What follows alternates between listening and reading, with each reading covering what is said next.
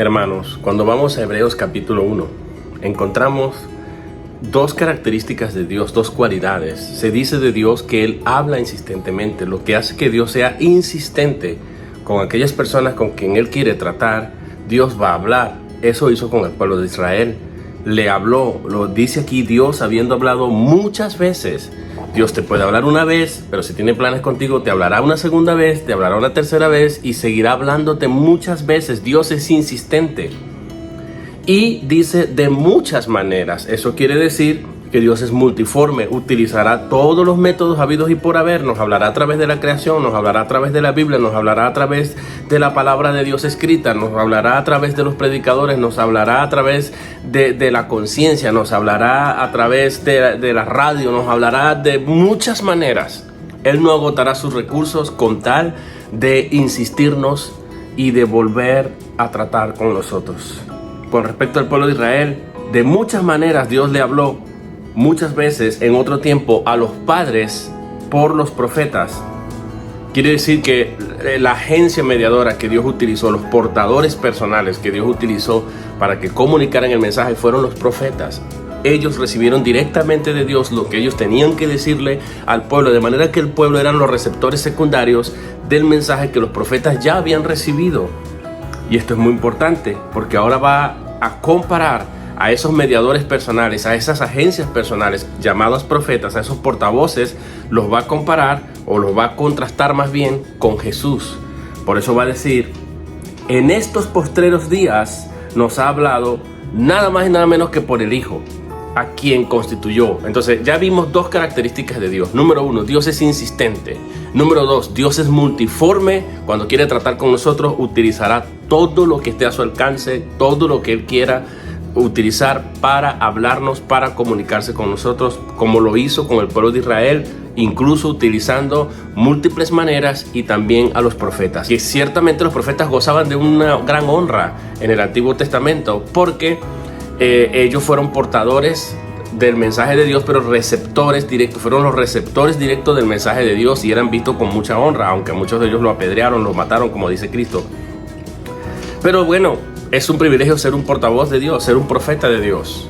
Pero el autor aquí de forma argumentativa nos va a decir, en estos postreros días nos ha hablado por el Hijo y nos va a dar 7 características del Hijo en esta primera sección. Nos va a hablar a lo largo de todo este libro de Hebreos, nos va a hablar acerca de Jesucristo. Él es el enfoque aquí. Va a hacer 7 declaraciones cristológicas bien interesantes. La primera es, en estos postreros días nos ha hablado por el Hijo y nos va a decir a quien constituyó heredero de todo. El Hijo, número uno, es heredero de todo y por quien asimismo hizo el universo. O sea, Jesús es la agencia mediadora del que Dios se valió, o de la que Dios se valió como agencia personal para crear el universo en el que estamos incluidos nosotros. Entonces Cristo es, en primer lugar, heredero de todo, es, en segundo lugar, creador del universo.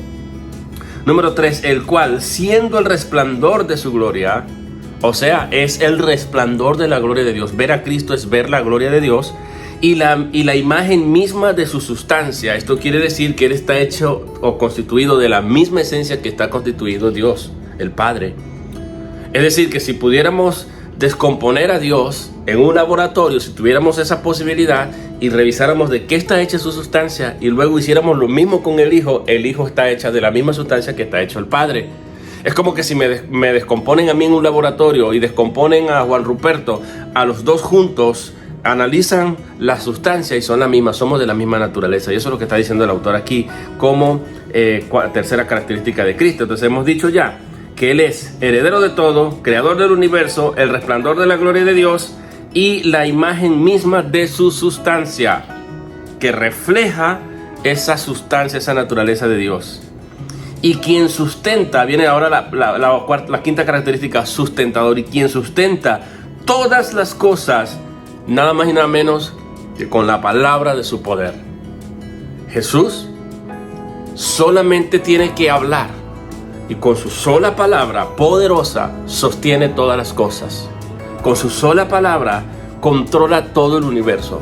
Con su sola palabra mantiene el orden en la creación, el diseño la belleza, la diversidad con su sola palabra. Y esto me hace acordar de un hombre que le dijo a Jesús en el pasado: no soy digno de que entres en mi casa, pero una palabra tuya bastará para que mi criado sea sano. Pero el punto es, una palabra tuya bastará.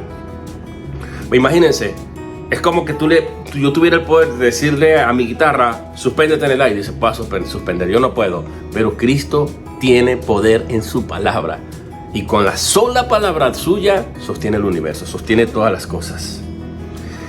Y dice: habiendo efectuado la purificación de nuestros pecados por medio de sí mismo. Él mismo es la propiciación. Él mismo fungió como sacerdote, perdonador, pero también como la ofrenda. Por eso está diciendo: habiendo efectuado la purificación de nuestros pecados. O sea que Cristo es perdonador, pero no solamente es perdonador, sino que Él funge como el sacerdote, pero a la misma vez como la víctima necesaria en el altar para que sea la propiciación por nuestros pecados. Y eso es lo que se está diciendo aquí de Jesucristo. De manera que en Cristo hay perdón absoluto. Por eso dice: habiendo efectuado la purificación de nuestros pecados. Pudo haberlo dejado hasta ahí, pero dice: por medio de sí mismo. O sea, Él mismo es la víctima, Él mismo es el sacrificio, pero a la misma vez Él es el sacerdote. A la misma vez es Él el que está logrando ese perdón. A la misma vez es Él el que está purificando nuestros pecados. Dice aquí: habiendo hecho esto, se sentó a la diestra de la majestad de las alturas. Está refiriéndose a estar a la diestra de Dios. ¿Saben una cosa? Dios habita en luz inaccesible. Nadie puede accesar donde Dios está. No hay hombre que vea a Dios y viva. Sin embargo, Jesús tiene acceso. Lo vemos en Apocalipsis 5, donde se buscó en el cielo, en la tierra y debajo de la tierra quién fuera digno de tomar, de mirar, de leer. Eso, abrir el libro. En realidad dice abrir, pero hay 4 verbos más allí. 3 más, pero abrir, tomar, leer, mirar. Nadie era digno en ningún lado. Solo Jesús tomó el libro de la mano del Padre. Y Él es digno de recibir el poder, la riqueza, la gloria, la honra, la alabanza, todo lo que se describe. Hay 7 cosas que se dicen ahí. Por eso Él tiene acceso directo.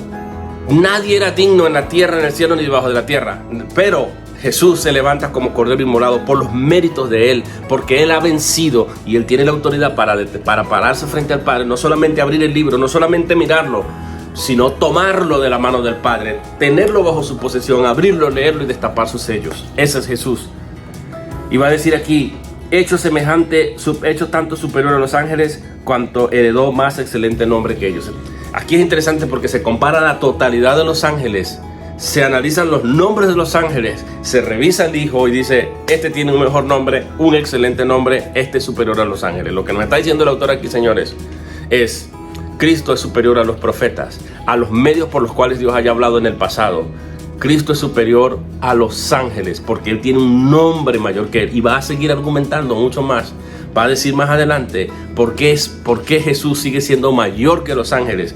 Cuando entra en el capítulo 5 y va a decir, va a dar la razón por la que Jesús es superior. No solamente porque tiene un nombre excelente, sino porque ¿a cuál de los ángeles dijo Dios jamás: mi hijo eres tú, yo te he engendrado hoy?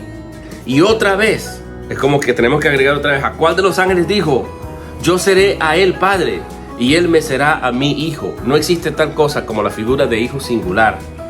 Y otra vez, de nuevo, cuando introduce al primogénito en el mundo, dice: adórenle todos los ángeles. Los ángeles están subordinados a Cristo, por eso Cristo es mayor que los ángeles. Dios nos dice eso de los ángeles, Dios pide que los ángeles le adoren, y Cristo tiene un nombre que es superior al de los ángeles, que es mucho más excelente. Mucho más excelente. Ciertamente de los ángeles dice: el que hace a sus ángeles espíritus y a sus ministros llamas de fuego. Eso es lo que se dice de los ángeles. Pero del Hijo dice: tu trono, oh Dios, lo llama Dios. Dios el Padre llama al Hijo Dios por el siglo del siglo. Cetro de equidad es el cetro de tu reino. Has amado la justicia y aborrecido la maldad, por lo cual te ungió Dios, el Dios tuyo, con óleo de alegría más que a tus compañeros. Aunque los ángeles eran compañeros de Cristo, Jesucristo es superior a los ángeles. Y seguiremos en otra próxima sección. Bendiciones.